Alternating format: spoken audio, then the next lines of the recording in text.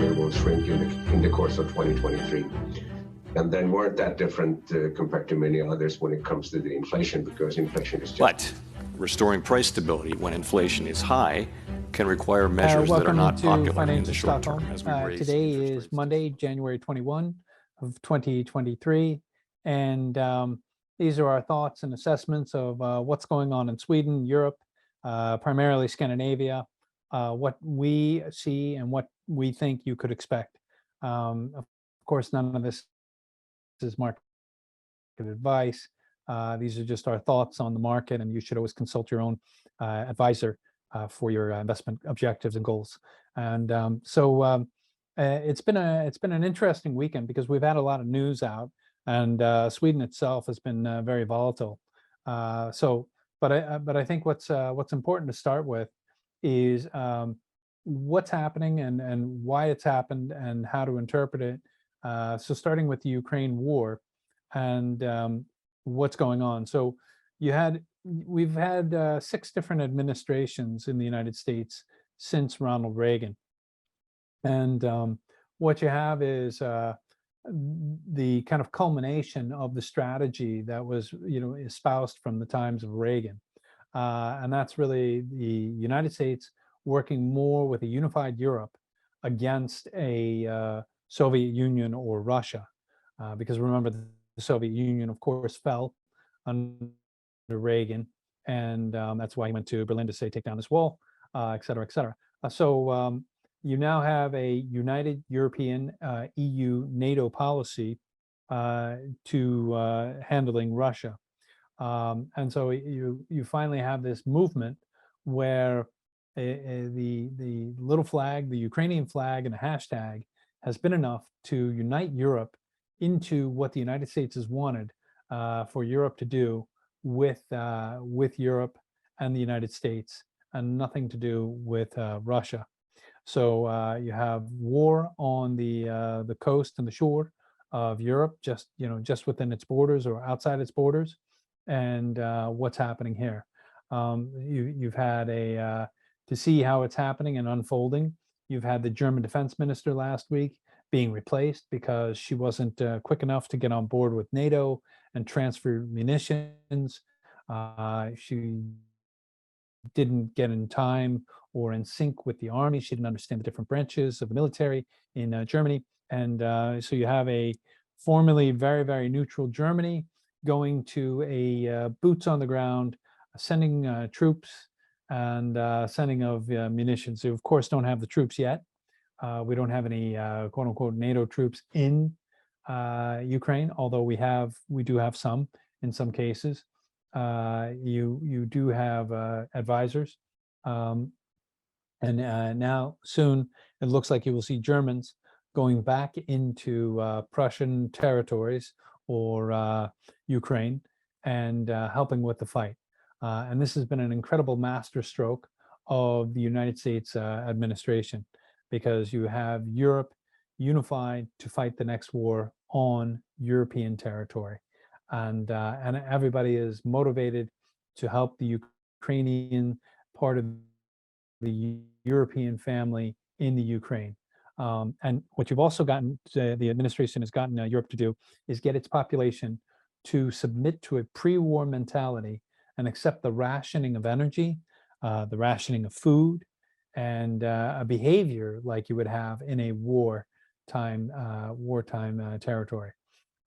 So this has been a fantastic coup by the United States, and of course this is as everybody would say, an unjustified invasion by Russia into the Ukraine. And but it's been a long time building that the United States could get to this level with Russia and Europe. So Europe is at a bit of a crossroads right now in how to move forward in this strategy. Germany is holding back a little bit. They don't really want to jump right in. Poland is pushing forward and ready to send all the military equipment it can, and even to get engaged in the Ukrainian war against the Russians. Sweden, we're sending the Archer system, which is by BAE, but it's developed here in Sweden. It's a very impressive mobile artillery system. Then there are a number of other artillery systems, mobilized, mechanized, munitions that are being sent over that are adjustable and can do a lot of very interesting munitions tricks. And speed and delivery are all part of it. So it's they're in full bore. And one of the interesting things about this is that not only we have the troop transports being sent, both from the United States side and from a European side, as well as, so that would include Sweden. But you have an offer from the United States that these countries that would be willing to send their European products or Russian products, and I'll get to that in a second, they would replace those products with American-made munitions. So it's a way to get even more market share for the United States side. And why I say Russian-made products, because the United States is offering Latin America, South American countries, if they want to send their AK-47s or their tanks or their artillery, they could send them over to the Ukraine, and the United States would then replace what these countries are sending to the Ukraine. The United States would replace with new American equipment, which is again a fantastic way for the United States to steal, or not steal, but to gain market share within the munitions, and then also to get a full count of what these armies are actually at. So it's a very smart move, and it's a very interesting move on how this would work. And this meets the needs or the demands of the Ukrainian government, and it also meets the needs to by European standards to support the war. So and you have to think what's changed, what's happened, and really nothing's changed. If you go back to the Bush administration, where Condoleezza Rice did not like the Nord Stream partnership between Russia and Germany, this is something that American administrations have asked Europe to get away from. And then also what you've seen is the NATO funding, and many of the European countries that are involved in NATO not actually meeting the NATO targets of spending of the 2% of the GDP. So even France this weekend made the announcement that they're going to be spending in 2024. They're increasing their budget. You have countries like Sweden, which are now entering into NATO. You have everybody's taking the NATO target very seriously. So this means that the United States would no longer have to spend as much on NATO, and it's been a primary supporter. So that is something that the United States governments have been trying to get through. And so when you think about what's changed, well, when you had the Bush administration, you had Georgia, which was overwhelmed by Russia. Russia destroyed the entire Navy, and then retook Georgia. And then during the Obama administration, you had the retaking of Crimea, and you had Russia discussing how the missile shields were too close to Russian borders, and Russia was not a fan of these missile defense shields in places like Poland. And so then you had, of course, Trump after the Obama administration. And remember, the Obama administration, you saw the coup in 2014 of the government, and then you had the Minsk Accords, and then you didn't have any more weapons sent. And then when you had the Trump administration, there were weapons that were sent, and there was the impeachment phone call. And now when you have the Biden administration, you have more weapons being sent, and you have further discussions on how the United States can really assist, as well as Europe. So nothing has changed in the outlook. It's just a realization of the policies have changed. So that's an interesting development there. And then what you also see is a unification of Europe against Russia. And then you see that the missile shields are no longer a question, because of course everybody believes that you need to have the missile shield. You even see Finland and Sweden joining to NATO. You have Moldavia is asking to join now NATO as well. So the club membership to NATO is getting bigger and bigger. And this, of course, will stir more trouble with Russia, because one of their main complaints was they didn't want to see NATO expansion.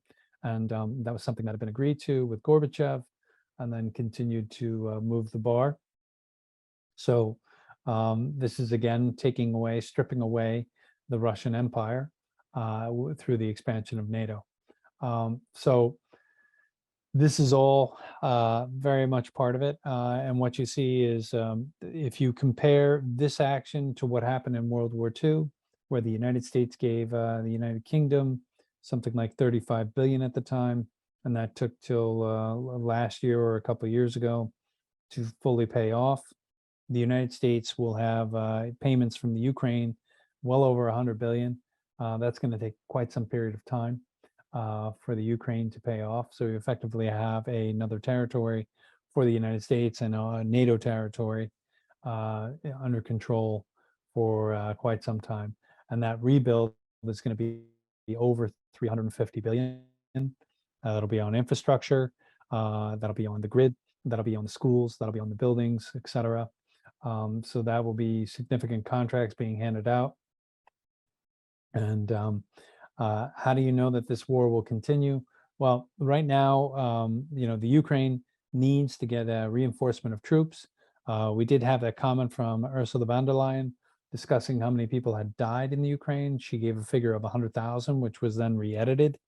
Now, the position of how many Russian troops have died, it's difficult to gauge. According to them, it's a lower figure than what the West would say. But there are figures given out over the weekend that they lost 3,000. We'll see. But you do have a lot of mercenaries fighting on the Ukrainian side, and those are coming from the West. We had an American who was killed over the weekend. He was a former Navy SEAL. Interesting about him is he had gone AWOL, so he had left his post, meaning illegally, and he had been fighting in the Ukraine and was killed over the weekend, and it was confirmed by the Navy. And it was also confirmed that he was not fighting for the United States. He was simply there on his own as a mercenary. And so we know that some of the troops fighting in the Ukraine or a decent number are mercenaries, and we'll see how that develops. So we have the development that Europe has been weaned off the Russian natural gas in a direct format. The Russians are still selling to India, who are then refining in India, and India is then reselling to Europe. So you still see Russian gas getting to Europe, but only as a Indian product. So what you also have is a closer correlation or pairing of Russia and China. China has been moving very aggressively with its Belt and Road program.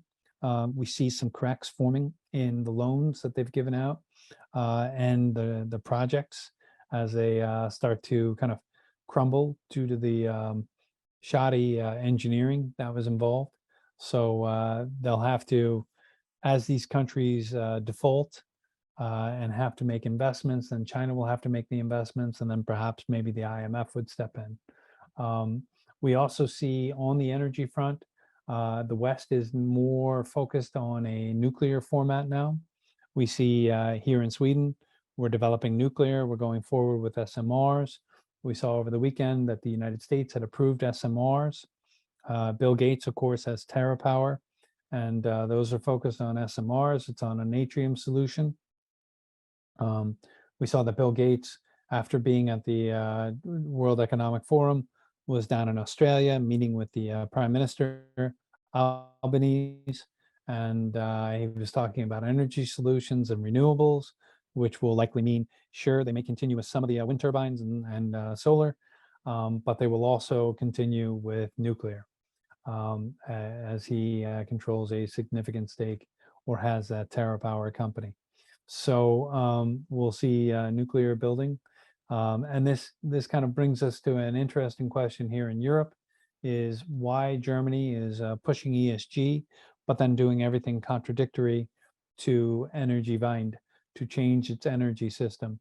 With the coal mines, you see that they're reestablishing the lignite, which is the dirtiest coal you can get, and they're reactivating these dirty coal plants instead of refurbishing or reactivating their nuclear power plants.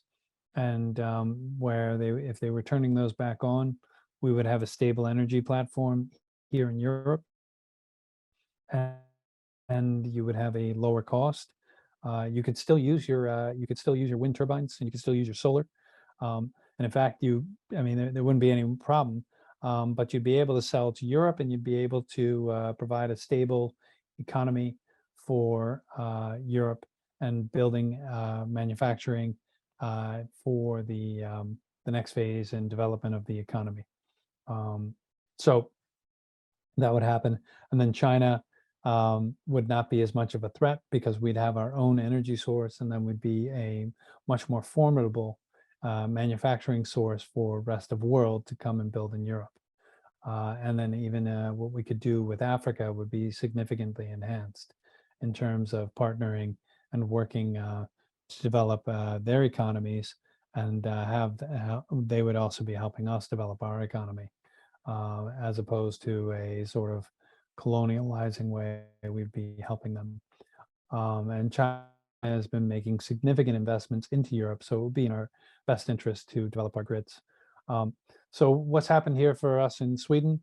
Well, we see this, the war is something we need to be involved in. So we're, of course, giving a wholehearted effort. We're sending munitions, we're sending troop transports, we're joining NATO. NATO is in a situation where we need to, we're applied, but we've complicated this story for ourselves with events with Turkey. Turkey wants us to turn over 130 individuals that they consider part of terrorist groups.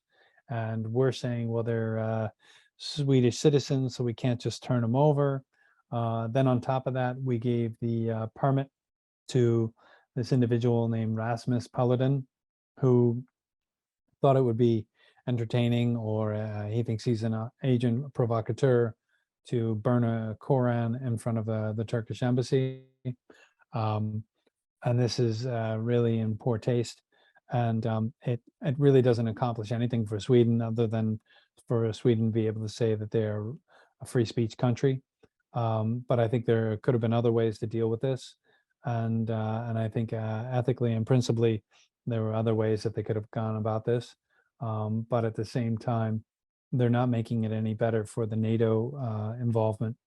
And not only have they annoyed Erdogan, the prime minister of Turkey, but they've also gained the attraction and attention of the Chechen general who's leading the charge in the Ukraine, Kadzov. Excuse my pronunciation on his name, but he calls Sweden Satanist, and feels that the burning of the Koran was something that we should be punished for. So that makes it even more interesting on how we'll be interpreting what we're going to do with the with NATO. But we had the conclusion of the World Economic Forum and last week, and this is of particular interest because this is where we really have to wonder what's going on with our climate goals and how our governments are approaching them. Because we talk about eliminating carbon, and carbon is not the worst of the problems. The methane would be the worst of the problems that we need to address. And this is not the methane from cows, because while that may be coming from their farts, or maybe coming from their burps, the gas methane that we need to be more concerned with is in the energy production. Because if you're worried about what the cows are doing, you could go with agrarian farming, where it's regenerative, only feeding them grass, not using any fertilizers, not using any pesticides and so forth. The cows would be walking around eating the grass, refertilizing, and then you'd have a carbon sink in the farm. But they're not doing that. So you would you'd be doing that. And so with the World Economic Forum, the idea of the goals is not going to be achieved, especially when you're doing things like ripping up towns and ripping up wind turbines in Germany to coal mine and put the coal into coal factories to generate your electricity. So it's a that's a real catch-22. And at what point do the Swedish citizens and European citizens catch on that the European governments are not really approaching their goals with any real serious attention? So the control is being put in place, but the question is, when will people in Europe start to wake up and say, "Hey, we actually want you to do what we're thinking about"? So we look at this, and we look at what's happening, and we wait to see for the real development. And I think one of the things that we have to look at in Sweden as well is we're looking at our society and what's been happening here. We had a wave of violence over the weekend, and a lot of this violence is caused by what people would first point at as immigrants. Okay, well, you do have a group of people who have come to the country recently, and by recently I mean within 40, 50 years. Somebody like myself who's been here for 20 years would be a recent arrival. And you have this issue of the drug cartel controlling flow and bringing product in and then fighting for territories. And unfortunately, the shootings and the explosions we had last week were being controlled by two people, one who is apparently in Turkey and the other who is apparently in Greece. And while the battle was going on in Stockholm, the territory they were fighting about was north of Stockholm, up in Sundsvall. And the idea was to establish the drug territory or cartel territory in that region, and who was going to have the distribution rights. And so Sweden is struggling with this violence. One of the campaign promises that the Swedish politicians had made would be to hire new police. What they've done instead is bring in police from rest of Europe. So they haven't really addressed the problem, which is classic Swedish, because the bureaucracy will take some time, and they'll have a number of discussions to see how to go about it best. And then they'll probably hire in some new force. But overall, that's it's taking a slower process than anticipated. What you also see is the approach to the energy, and there we've already talked about that. You will have the nuclear. You will see more of the wind turbines.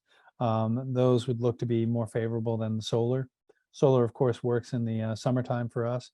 Not so much right now, but it will get some build. But the other issues that we have to look at is what's going to happen to the Swedish economy overall. And we have a new Riksbank, so we'll see the interest rate cycle. How much will we be going up? Will we be going up 25? Will we be going 55, 50 or 75?